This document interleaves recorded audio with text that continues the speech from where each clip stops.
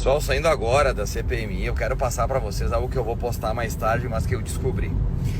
A questão dos desvios das associativas talvez seja só um pontinha do iceberg.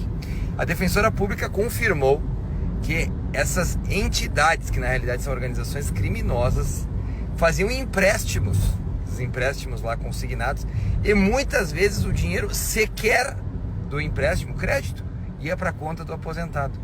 Ou seja, eles alavancavam o roubo através de empréstimos. Eles conseguiam desviar ali 50, 60 reais através da associativa e multiplicavam isso por diversas vezes através de empréstimos que não caíam na conta do aposentado, mas que ele tinha que pagar depois da parcela. O roubo é gigantesco. Está acordado, mas será trabalhado. E a questão da anistia, é evidente que é uma enorme hipocrisia nesse processo. Uma hipocrisia que cheira até a uma intolerância. Nós estamos vendo, por exemplo, a Elisa Matsumara, que matou o marido, esquartejou, botou dentro de uma caixa. Essa moça foi condenada a 16 anos. Enquanto uma outra pintou de batom uma estátua, foi a 17 anos. Então, quem achar que está naturalizado esse processo deve ter algum problema de interpretação ou eu diria, uma angústia seletiva. Tá? A Dilma Rousseff, ela assaltou um banco. A Miriam Leitão, da mesma forma. O Gabeira, nosso amigo Gabeira, também, ele foi processado por sequestro. Crimes de morte foram perdoados. José Disseu, José Guimarães, Brizola, que já faleceu, Arraes, todos eles foram perdoados, foram anistiados e se reincorporaram à vida pública. Nós estamos falando de pessoas que, no máximo, podem ter depredado um bem público. Aliás, é uma prática da esquerda, depredar bens públicos. Eles são muito bons nisso, depredar propriedade alheia, invadir propriedade alheia, incendiar ministérios. Mas há uma indignação seletiva e hipócrita. Então, nós não temos nenhuma dificuldade de tratar desse tema. Eu acho que, para pacificarmos o Brasil, é importante que sim, que haja uma anistia o mais rápido possível para que nós possamos nos debruçar no que interessa ao Brasil. O que interessa à população brasileira. Como é que está o quilo ou o preço do quilo do café no supermercado? Como é que está a questão do índice dos juros que são oferecidos à sociedade, que reprimem, que sobrestam investimentos que geram emprego e renda nesse país? O que é que nós estamos fazendo em relação à nossa posição em relação à ditadura da Venezuela? Nós somos um dos únicos 7 países do mundo que mandou representante oficial. Isso é uma demonstração muito clara de como esse governo enxerga a democracia, uma forma relativa, enviesada. A democracia só serve para um lado. Senador. Gente, tem uma coisa que a imprensa não está dando a devida atenção, não está falando, e é o que mais me preocupa, o que mais me assustou em relação às possíveis sanções vindas dos Estados Unidos. Mas antes, uma coisa tem que ficar bem clara. Alexandre de Moraes iniciou essa guerra. Até então, tudo que o Donald Trump havia feito era emitir algumas cartas de apoio e dizendo que estava observando a perseguição que o Bolsonaro estava sofrendo no Brasil. Aí vai Alexandre de Moraes e faz isso aqui, ó. Ele faz de novo uma ação contra uma empresa americana em território americano, censurando um cidadão americano, sendo que isso já havia sido um dos motivos pelos quais o Donald Trump havia soltado as suas cartas de apoio e repudiando o que o Alexandre de Moraes estava fazendo.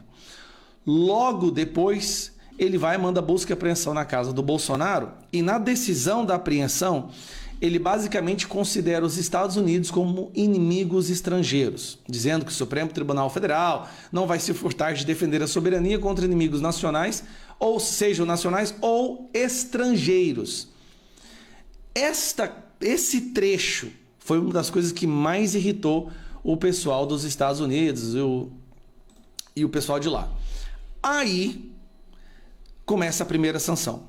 Vistos cancelados. Basicamente, isso não prejudica nada a vida de ninguém, vamos ser sinceros. O Donald Trump está apenas mostrando quais são os alvos e que ele já havia entendido qual é a cadeia de opressão no Brasil, né? Como é que funciona a cadeia hierárquica desses opressores. E começou a se falar de várias sanções. Aí eu fiz a lista aqui, ó. O que está sendo mencionado até agora? Magnitsky, aumentar a tarifa. OTAN vai botar tarifa no Brasil. OTAN são vários países da Europa, tá? Restrição de empresas aéreas brasileiras voarem no espaço aéreo americano, expulsão de diplomatas brasileiros, e aí vem o desligamento do GPS no Brasil. Peraí, desligar o GPS no Brasil? Quando eu ouvi isso, aí eu assustei. Eu quero que vocês assistam esse trecho aqui, ó, desse cara, que esqueci o nome dele. Mas nesse trecho, um cidadão que explica o que é o GPS e o que o GPS faz. Ele não é só para te levar da sua casa para a praia, não, tá? O que um satélite controla, que nós utilizamos, que o ser humano aqui utiliza? Hoje é tudo, cara. Tudo. Hoje a nossa vida... Telefone celular? Telefone celular... GPS. Então, os satélites de GPS, né, que a gente chama... Só para lembrar pro pessoal que GPS, a gente chama de GPS, mas o GPS é uma empresa americana ligada ao governo americano. Tá, o Departamento de Defesa americano. Na Europa é um outro sistema chamado Galileu, na Rússia é o GLONASS, no Japão tem o sistema dele, na China é o Beidou, na Índia é o Navik, cada país tem o seu. No Brasil não tem, mas cada país tem o seu. Mas esses satélites, vamos chamar de GPS de forma geral, cara, eles controlam hoje tudo, quase tudo da nossa vida, cara, entendeu? Então, desde movimentação bancária, agricultura de precisão, com as coletadeiras colhendo e tal. Mineração. Mineração, cara, 75%. Eu tenho esses dados que eu acabei de fazer uma apresentação semana passada, ó. 75% da mineração depende do GPS. No mundo. No mundo. 99% da produção de petróleo no mundo depende de GPS. Meu Deus. E mais de 80% da agricultura mundial depende de GPS. As três maiores áreas da economia do mundo, se depende de um satélite lá no céu. Se acabou o sistema, cara, acabou a economia mundial. Basicamente é isso que acontece para a economia. O prejuízo calculado, cara, para 30 dias sem GPS é de 275 bilhões de dólares. Agora, Sérgio, vendo a importância disso e entendendo, provavelmente o Brasil depende do GPS americano, né? Depende do GPS americano. Tá, entendendo isso, não é perigoso? Vai que um dia os Estados Unidos falam assim, briguei com você, você não usa mais meu satélite. Claro que é. A gente tá ferrado. A gente tá ferrado. Até agora, de todas as possíveis sanções e reações do Donald Trump, depois dessa declaração de guerra do Alexandre de Moraes, esta foi a que mais chamou a atenção. E aqui, ó, eu fui perguntar pro super inteligente Grok, que é uma inteligência artificial, as consequências de se desligar o GPS no Brasil. Vamos lá. Um desligamento do GPS pelos Estados Unidos teria os seguintes impactos no Brasil: transporte e logística, interrupção de aviação, transporte terrestre e marítimo, afetando cadeias de suprimento e aplicativos como Uber e iFood, com perdas econômicas significativas. Presta atenção. O transporte e logística vai fazer com que não chegue o produto na prateleira do supermercado. Vai fazer com que aviões não consigam se direcionar corretamente. É um impacto que é imensurável, não só econômico, mas na vida das pessoas. Continuando. A agricultura, redução drástica na produtividade do agronegócio devido à dependência do GPS em máquinas agrícolas, impactando exportações. Segurança e defesa, comprometimento de operações militares, vigilância das fronteiras e combate ao crime, como desmatamento na Amazônia. Telecomunicações e finanças, instabilidade em redes móveis, internet e transações financeiras. Exemplo, Pix, afetando o comércio e serviços digitais. Para você ter uma ideia, para que essas operações, o Pix, funcione, é necessário que se haja localização dos dispositivos. Isso acontece através do Global Positional System, que é o GPS. Então você derruba o GPS, a economia para. Quando eu fui entender a gravidade disso, eu falei, meu Deus, emergências, atraso em respostas de bombeiros e ambulâncias, aumentando riscos à população.